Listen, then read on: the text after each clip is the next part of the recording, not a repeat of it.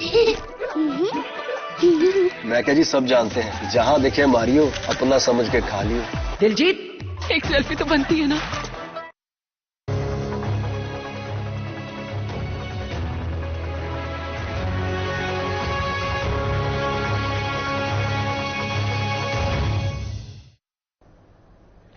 नमस्कार, स्वागत है आप सभी का। मैं हूं आपके साथ शाफनी पटनायक। बुलेटिन की शुरुआत करेंगे उससे पहले नजर डाल दें तब तक की बड़ी सुर्खियों पर।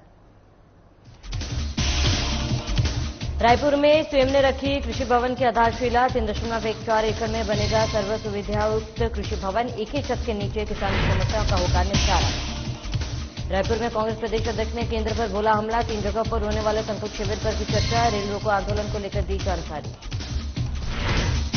सरायपाली पहुंचे भारत भ्रमण पर निकले साइकिल यात्री अभिषेक कुमार। सरकार से कर रहे अहीर रेजिमेंट की मांग। यादव समाज ने किया अभिषेक का स्वागत। जांजगीर चांपा में स्कूली बच्चों ने किया चक्का जाम। शिक्षा विभाग के खिलाफ जमकर की नारेबाजी। साक्षर भारत में अटैच शिक्षक को उनके मूल शाला में पदस्थ करने की मांग। रायपुर में अपराध पर रोकथाम के लिए पुलिस की बड़ी कार्रवाई। 2 अंतर्राज्यीय तस्कर को किया गिरफ्तार। आरोपियों के कब्जे से 25 किलो गांजा बरामद। चलिए खबरों की शुरुआत करते हैं। छत्तीसगढ़ कांग्रेस ने परिवर्तन यात्रा पर बयान दिया। संचार विभाग अध्यक्ष सुशील आनंद शुक्ला ने प्रेस कॉन्फ्रेंस कर कहा कि भारतीय जनता पार्टी बस्तर के दंतेवाड़ा से परिवर्तन यात्रा निकाल रही है और इस परिवर्तन यात्रा को हरी झंडी दिखाने के लिए केंद्रीय गृह मंत्री अमित शाह आने वाले थे, लेकिन परिवर्तन यात्रा शुरू होने से पहले ही छत्तीसगढ़ की जनता ने इसको नकार दिया और इसीलिए कार्यक्रम से दूरी बना ली। उन्होंने कहा कि इससे पहले भी अमित शाह छत्तीसगढ़ आए थे, उस समय भी छत्तीसगढ़ की जनता की भीड़ नहीं होने से कार्यक्रम अधूरा रहा। भारतीय जनता पार्टी सत्ता हासिल करने के लिए परिवर्तन यात्रा निकाल रही है, लेकिन हम यह जानना चाहते हैं कि यह परिवर्तन यात्रा क्यों कर रहे हैं। प्रदेश की जनता ने परिवर्तन तो पहले ही 2018 में बीजेपी से कर चुकी है। भारतीय जनता पार्टी आज बस्तर के दंतेवाड़ा से परिवर्तन यात्रा निकाल रही है। इस परिवर्तन यात्रा को हरी झंडी दिखाने के लिए केंद्रीय गृह मंत्री अमित शाह आने वाले थे, लेकिन परिवर्तन यात्रा को जिस प्रकार से शुरू होने के पहले ही छत्तीसगढ़ की जनता ने नकार दिया, उसके कारण अमित शाह ने इस कार्यक्रम से अपनी दूरी बना ली। इसके पहले भी जब अमित शाह छत्तीसगढ़ आए थे तो उनके कार्यक्रमों में भीड़ नहीं जुटी। यहां तक कि वो उनके द्वारा जो आरोप पत्र लॉन्च किया गया था उसमें भी बमुश्किल से 200-300 लोग आए थे। इसके अलावा छत्तीसगढ़ की जनता इस बात का एहसास कर चुकी है कि छत्तीसगढ़ में 2018 के बाद स्थितियों में परिवर्तन आ चुका है। भारतीय जनता पार्टी उनकी खुशहाल स्थिति में परिवर्तन लाने के लिए, यह सत्ता हथियाने के लिए परिवर्तन यात्रा निकाल रही है। लोग जानना चाहते हैं किस बात का परिवर्तन यात्रा निकाल रहे हैं। किसानों को 2640 रुपए मिल रहा है, इस बात का परिवर्तन, या छत्तीसगढ़ की बेरोजगारी दर 0.5% से कम है, इस बात में परिवर्तन भारतीय जनता पार्टी चाहती है। रायपुर में जिला शक्ति में संकल्प शिविर का आयोजन किया गया, जिसमें प्रदेश कांग्रेस कमेटी के अध्यक्ष दीपक बैज, उप मुख्यमंत्री टीएस सिंहदेव, कैबिनेट मंत्री चरणदास महंत सहित वरिष्ठ कांग्रेस जन शामिल हुए। वहीं प्रदेश अध्यक्ष दीपक बैज ने कार्यकर्ताओं में कांग्रेस के प्रति उत्साह और कांग्रेस की सरकार बनाने के लिए संकल्प दिलाते हुए कहा कि एक बार फिर से जिला शक्ति में कांग्रेस पार्टी का परचम लहराएगा।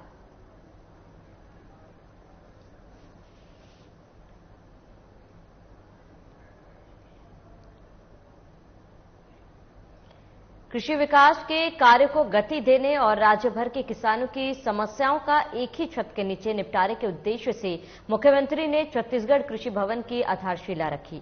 इस भवन में कृषि से संबंधित सभी कार्यों का एक ही छत के नीचे निपटारा किया जाएगा। एकीकृत कृषि भवन के निर्माण से सहयोगी संस्थाओं के बीच आपसी सामंजस्य में वृद्धि होगी। यह भवन कृषि विकास के समन्वित संसाधन केंद्र के रूप में विकसित होगा।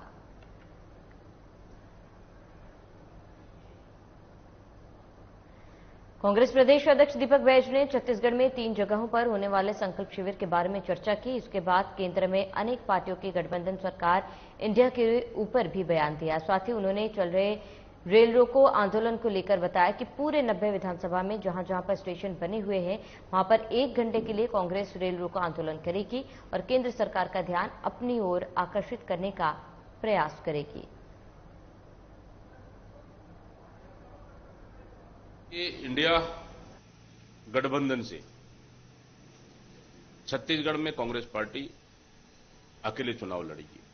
यहां पे कोई भी गठबंधन नहीं होगा और इंडिया गठबंधन लोकसभा चुनाव के लिए। रेल रोको आंदोलन पूरे छत्तीसगढ़ में हर स्टेशन में कांग्रेस पार्टी कर रही है, जो लगातार छत्तीसगढ़ में केंद्र सरकार प्रधानमंत्री जी लगातार छत्तीसगढ़ में ट्रेनें बंद कर रही है। त्योहार के सीजन में बहुत से गरीब और मध्यम परिवार भटक रहे हैं और छत्तीसगढ़ के साथ भेदभाव और अन्याय किया जा रहा है। इसलिए इस मुद्दे को लेकर कांग्रेस पार्टी 13 तारीख को रेल रोको आंदोलन 1 घंटे के लिए पूरे प्रदेश के रेलवे स्टेशन में करेगी। आगामी चुनाव को लेकर इन दिनों सभी पार्टियां तैयारी में जुट गई हैं। बता दें कि चुनावी तैयारी को लेकर केंद्रीय चुनाव समिति के सदस्य टीएस सिंहदेव का बड़ा बयान सामने आया। उनका कहना है कि कांग्रेस की पहली लिस्ट आने में अभी वक्त है। लोकसभा विशेष सत्र के बाद लिस्ट आने की संभावना है। उन्होंने कहा कि पीईसी में सहमति बनने के बाद स्क्रीनिंग कमेटी को लिस्ट भेजी जाएगी। हालांकि अब तक प्रदेश भर से कुल 2790 उम्मीदवारों के आवेदन आए हैं।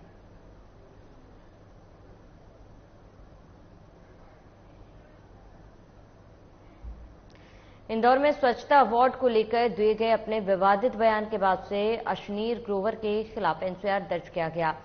नगर निगम के कर्मचारी संजय घावरी की शिकायत पर इंदौर के लसूडिया पुलिस थाने में धारा 500 और 499 में अपराध दर्ज किया गया है। इंदौर में आयोजित एक निजी आयोजन में शामिल होकर अशनीर ग्रोवर के द्वारा इंदौर की सफाई व्यवस्था में प्रथम स्थान पर सवाल उठाया है, जिसको लेकर लोगों में नाराजगी देखी जा रही है।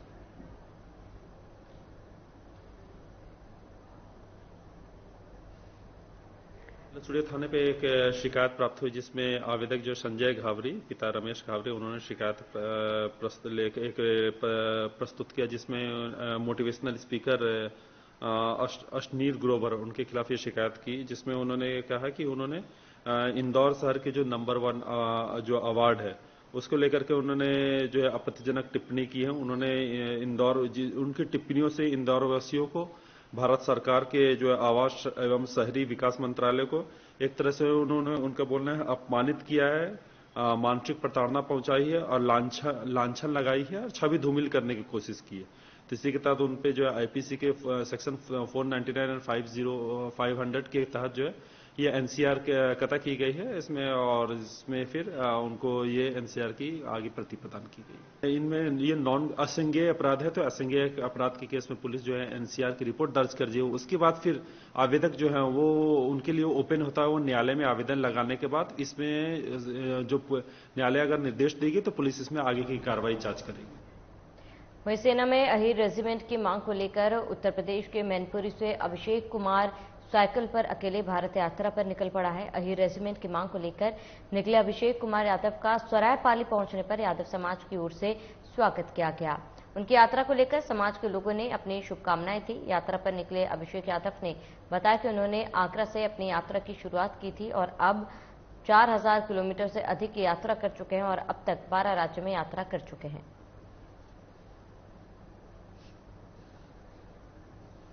मैंने अपनी यात्रा आगरा से स्टार्ट की थी और आज मेरे 12 स्टेट कंप्लीट हो चुके हैं, लगभग 4000 किलोमीटर दूरी हो चुकी है।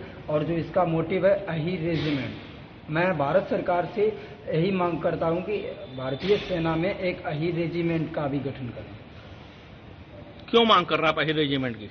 वो मांग इसलिए कर रहा हूं कि रिजांगला में एक बार हुआ था 18 नवंबर 1962 को, तो उसमें मेजर शैतान सिंह के नेतृत्व में लगभग 120 जवानों ने, जो यादव कम्युनिटी के थे, 120 जवानों ने 17 चीनियों, लगभग 1300 से 1500 चीनियों को मारा था। अब आप समझ लो उसमें सिर्फ 6 लोग बचे थे, 6 जवान बचे थे। 114 लोगों ने 1300 चीनियों को मारा था। आप सेंस लगाओ कि एक जवान ने कितने चीनियों को मारा होगा। तो भाई जब जहाँ पे भी युद्ध होता है, बाहर होता है, तो हम जब यादव लोग गोली खाने के लिए आगे रहते हैं, शहीद होने के लिए आगे रहते हैं, तो क्या एक इंडियन आर्मी में अहीर रेजिमेंट का गठन नहीं होना चाहिए?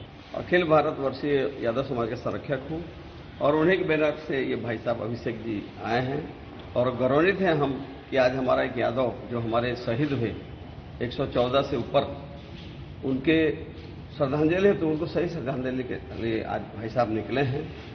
और हम शुभकामनाएं देते हैं कि आपकी जो यात्रा पूरी हो सफलतापूर्वक, और जो आप निकले हैं उद्देश्य लेकर वो पूरा हो, यही हम शुभकामनाएं भाई साहब को देते हैं।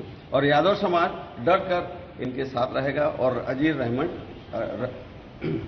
रेजिमेंट लेके ही रहेगा।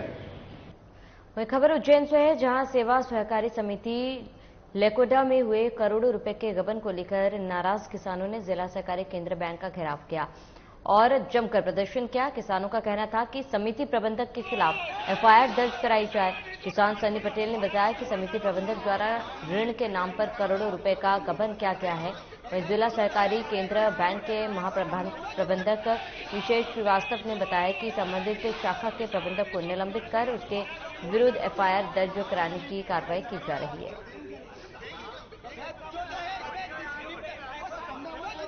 हमारा लेकोड़ा गांव की सेवा सहकारी संस्था शाखा है, उसमें सर कम से कम 700 किसान हैं। उन्होंने सर अभी जो रबी की फसल में जो क्रेडिट कार्ड की जो 6 माही की जो पलटी होती है, उसके लिए किसानों ने जो पेमेंट जमा करा था, वो पेमेंट जो शाखा प्रबंधक है उसके द्वारा जमा करते अभी तक भी करते आए तो निशिकांत चौहान जी के द्वारा। सर इस बार जो किसानों ने पेमेंट जमा करा, वो किसानों से पेमेंट ले लिया और उन्होंने यहाँ जमा नहीं किया। हम डबल दिखा, उसके बाद में उन्होंने यहाँ जमा नहीं किया और वो बोला कि 1 महीने में पेमेंट मिलेगा। सब किसानों 1 महीने बाद उनसे पूछा तो बोले 4 दिन और 8 दिन और ऐसे करते करते सर 5 महीने हो गए। आज तो जब यहाँ आए हम तो यहाँ जानकारी निकाली तो सर यहाँ पता चला कि हमारा जो कर्ज है, जैसे किसी का 47,000 रुपये कर्ज था, उस पे सर वो 47,000 उसने जो जमा किए वो तो यहाँ जमा नहीं हुए, उसके अलावा उसके ऊपर 1,47,000 रुपये कर्ज निकला है। वो बाकी का पेमेंट किसान को मिला नहीं। वो पैसा गया कहाँ? करोड़ों रुपए का जो गबन हुआ है, मतलब हर प्रत्येक किसान पे 700 किसान है कम से कम, उनमें से 30 या 35 किसानों ऐसे जिनको खाते में गड़बड़ी नहीं हुई, बाकी टोटल किसानों के खाते में गड़बड़ी हुई है। आज क्या करा आपने? सर आज हमने एमडी साहब को घेराव किया था, उनसे उनके ऊपर दबाव बनाया, उनसे उनके संस्था के माध्यम से सर एफआईआर कराने के लिए उनको बोला है। उन्होंने कल का टाइम, आज कल आए थे तो आज का टाइम दिया था। आज उन्होंने बोला है कि वो एफआईआर करा रहे हैं। अभी वो एफआईआर की कॉपी लेने के बाद हम घर जाएंगे।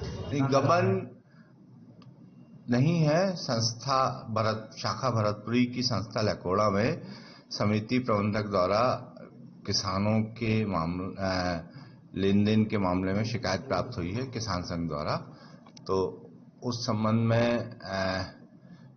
समिति प्रबंधक उपस्थित नहीं हो रहा है, उसको 2-2, 3-3 नोटिस दे दिए हैं, उसके बाद भी उपस्थित नहीं हो रहा है और अब उसको निलंबित कर दिया है और उसके विरुद्ध एफआईआर की कार्रवाई आज की गई है। कितने शिकायत किसानों की? क्या शिकायत? करीब 40 से 50 किसान यहाँ आए। सर क्या शिकायत है? उनकी शिकायत का कहना यह है कि हमारे से राशि ले ली गई और उसको वो खाते में जमा नहीं हुई और जिसके कारण हमारा ऋण वितरण नहीं हो पा रहा है नया। कोरबा में एटीएम कार्ड बदलकर बुधवारी बाजार एसबीआई एटीएम में एमएस 2 लाख रुपए की धोखाधड़ी का मामला सामने आया है। वही पुलिस कार्रवाई करते हुए अंतर्राज्यीय गिरोह के 2 आरोपियों को गिरफ्तार किया। पकड़े गए आरोपियों के कब्जे से 47 पुराना एटीएम कार्ड और 2 लाख रुपए नकदी जब्त की गई है। कोरबा पुलिस की सक्रियता से घटना के महज 3 घंटे के भीतर एटीएम फ्रॉड गिरोह को पकड़ा गया है।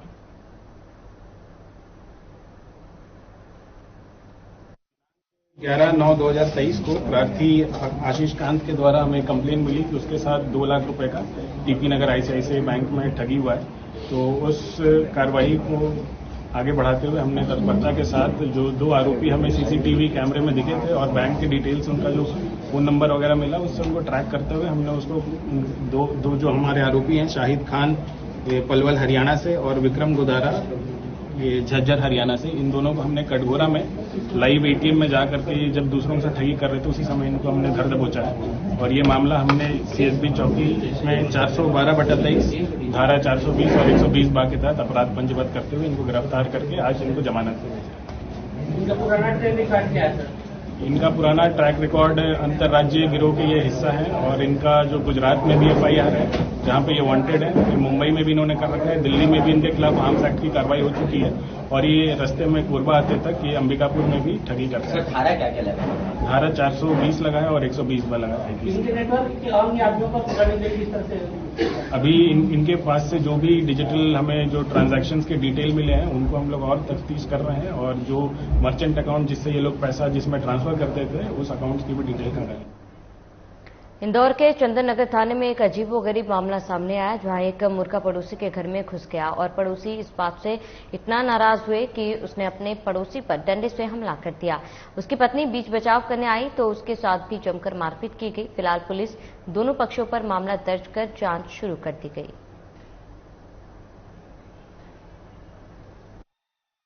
अगर मैं एक मुर्गे को लेकर विवाद सामने आए, जो आपस में जो पड़ोसी जो एक ही गली में रहने वाले हैं, उनका मुर्गा दूसरे जो पड़ोसी के यहाँ घुस गया था, तो उसने फिर इस बात पर उसको डांटा और मुर्गे को मारने लगा। तब उसने बोला कि मेरे मुर्गे को क्यों मार रहे हैं। इस बात पर उसने उसकी भी पिटाई कर दी और इससे उसको चोटें आई हैं। तो इस आधार पर मेडिकल कराया गया और मेडिकल के आधार पर उसमें उसकी रिपोर्ट के आधार पर आईपीसी सेक्शन 323, 294, 506 के तहत केस रजिस्टर किया कर इन्वेस्टिगेशन में लिया गया है। बमनीडीह विकासखंड के ग्राम पंचायत रोहदा के मिडिल स्कूल के बच्चों ने ब्लॉक मुख्यालय पहुंचकर चक्का जाम कर जमकर प्रदर्शन किया। बच्चों का आरोप था कि उनके स्कूल के शिक्षक को बमनीडीह साक्षर भारत में अटैच कर दिया है, जिससे उनकी पढ़ाई प्रभावित हो रही है। वहीं स्कूल में शिक्षक के अटैच होने से स्कूल में केवल एक शिक्षक ही बचे रहे, जिसे लेकर बच्चों में रोष देखने को मिल रहा है। इसी को लेकर स्कूली बच्चों ने सड़क पर चक्का जाम कर शिक्षा विभाग के खिलाफ जमकर नारेबाजी की और अपना विरोध दर्ज कराया है। वहीं बच्चों के विरोध को देखते हुए शिक्षा विभाग, पुलिस और राजस्व विभाग के आला अधिकारी मौके पर पहुंचकर बच्चों को समझने की कोशिश की, लेकिन बच्चे अपने जिद पर अड़े रहे और जब तक उनकी मांग पूरी नहीं हुई तब तक वह सड़क पर बैठे रहे। वहीं इस संबंध में विकासखंड शिक्षा अधिकारी का कहना है कि अटैच शिक्षक को उनके मूल शाला में पदस्थ करने का आदेश जारी कर दिया गया।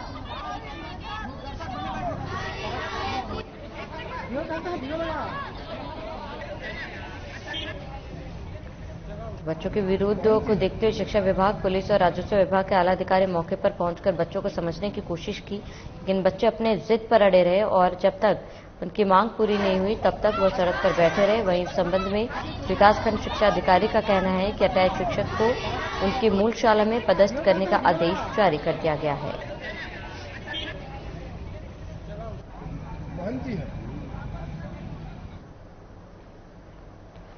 सवाना सीड्स कंपनी ने छत्तीसगढ़ में किसानों की समस्याओं को देखते हुए नया प्रयोग करते हुए किसानों के लिए एक अनुपम भेंट मार्केट में लाया। सवाना कंपनी ने करगा और खरपतवार मुक्त धान की फसल की किस्म लॉन्च किया है, जिससे किसानों को बिना करगा और खरपतवार के किसानी कर ज्यादा लाभ कमाने का मौका मिलेगा।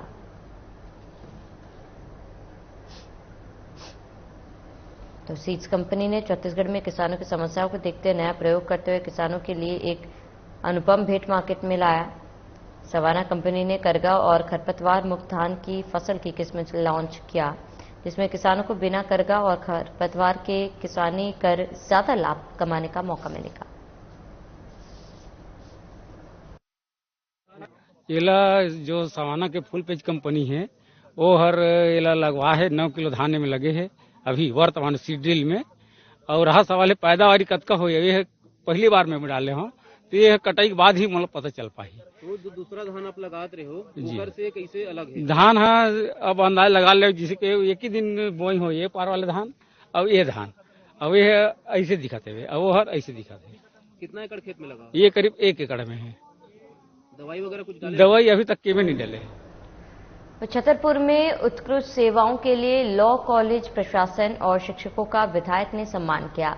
विधायक आलोक चतुर्वेदी ने एक गरिमामय समारोह में उत्कृष्ट कार्य के लिए पंडित मोतीलाल नेहरू लॉ कॉलेज प्रशासन और प्राध्यापकों का विशेष रूप से सम्मान किया। इस दौरान लॉ कॉलेज प्रशासन ने विधायक का आभार जताया। इस अवसर पर शिक्षा प्रसार समिति के सचिव और वरिष्ठ अधिवक्ता मुनीश श्रीवास्तव, महाविद्यालय के रजिस्ट्रार नरेंद्र खरे सहित समस्त स्टाफ भी मौजूद रहे।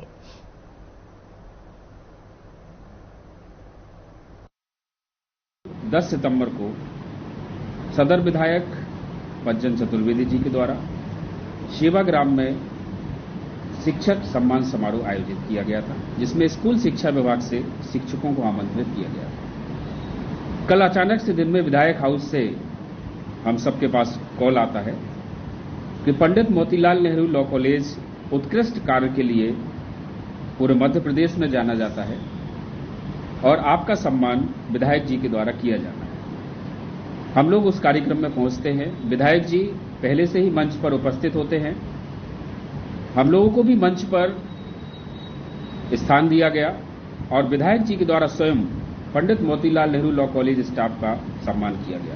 पंडित मोतीलाल नेहरू लॉ कॉलेज, जो विधायक जी ने सम्मान किया मोतीलाल नेहरू लॉ कॉलेज का, उसके लिए विधायक जी का आभारी हूं। वरिष्ठ पत्रकार, पूर्व नगर पंचायत अध्यक्ष, समाजसेवी पुरोहित और पुजारी तीर्थ इकाई के प्रदेश अध्यक्ष जयप्रकाश पुरोहित ने पत्रकारों को बताया कि वार्ड 13 में ओमकारेश्वर मंदिर के पास कमानी गेट से लगी गली, जो इमली गली में मिलती है, जिसमें सत्यनारायण अग्रवाल उनके बेटे शुभम अग्रवाल द्वारा अपनी रजिस्ट्री से लगभग 5 फीट आगे बढ़ाकर गली में चैनल दरवाजे लगा लिया है, जिसको लेकर नाराजगी देखी जा रही है और इस मामले को लेकर 1 अगस्त को खंडवा कलेक्टर को आवेदन दिया गया था। तत्कालीन चंद्र सिंह जी सोलंकी साहब को भी दिया था। उसके बाद में मैं 1/8 को खंडवा जाकर कलेक्टर साहब को भी चेंबर में देकर के आया था। उसके पश्चात 10/8 को नगर पंचायत कार्यालय में जाकर सीएमओ को भी मैंने इसकी सूचना और शिकायत करी थी। उसके पश्चात मैं देखता रहा पर कोई कार्रवाई नहीं हुई। उन्होंने आगे काफी बिना अनुमति के अतिक्रमण करते हुए और दूसरे की जमीन पर भी कब्जा कर लिया है। साधारण व्यक्ति के शिकायत पर क्या कार्रवाई होती है, बड़े अफसोस की बात है। मुझे बड़े दुखी मन से बुधवार 13 सितंबर बुधवार को मैं नगर परिषद के कार्यालय के सामने इस बात को लेकर धरने पर बैठूंगा और जब तक धरने पर बैठूंगा प्रतिदिन कि जब तक वो उस अतिक्रमण को हटाया नहीं जाता है। चांपा पुलिस ने वाहन चेकिंग के दौरान 2 कार से सोना चांदी को जब्त किया गया। सोना चांदी के वैध दस्तावेज नहीं देने पर पुलिस ने धारा 102 के तहत कार्रवाई की। दोनों सराफा व्यापारी चांपा के रहने वाले हैं। बताया जा रहा है कि जब्त सोना चांदी की कीमत 1.5 करोड़ से भी अधिक है।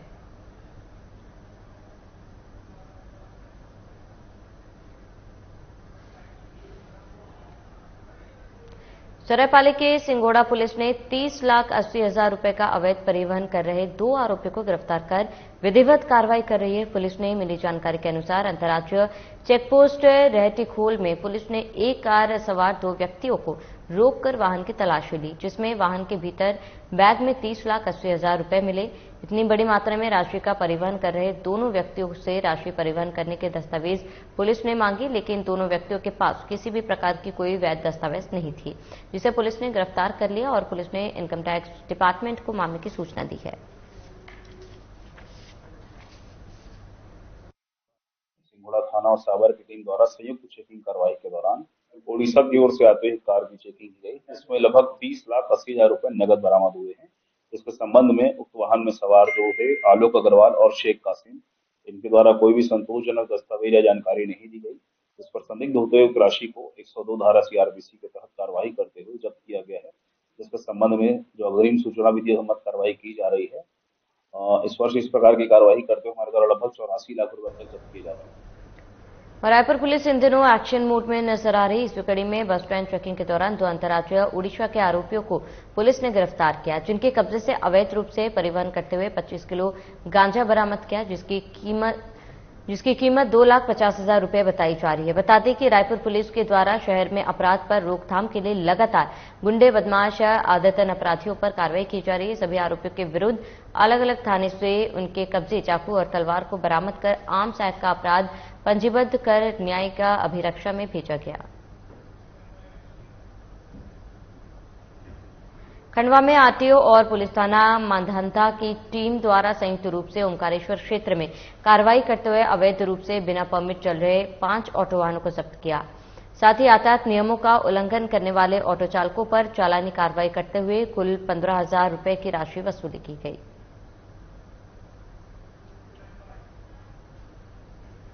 कांकेर के विष्णु प्रसाद शर्मा विद्यालय में 9वीं कक्षा में पढ़ाई करने वाले छात्र ने हॉस्टल के बाथरूम में टाई को फंदा लगाकर आत्महत्या कर ली। आज सुबह नहाने के बाद छात्र ललित हुरा ने नाश्ता किया, जिसके बाद बाथरूम में जाकर आत्महत्या कर ली। कुछ दिन पहले ही छात्र अपने घर हुरा पिंजोड़ी से लौटा था। फिलहाल पुलिस शव को कब्जे में लेकर मामले की जांच में जुट गई है।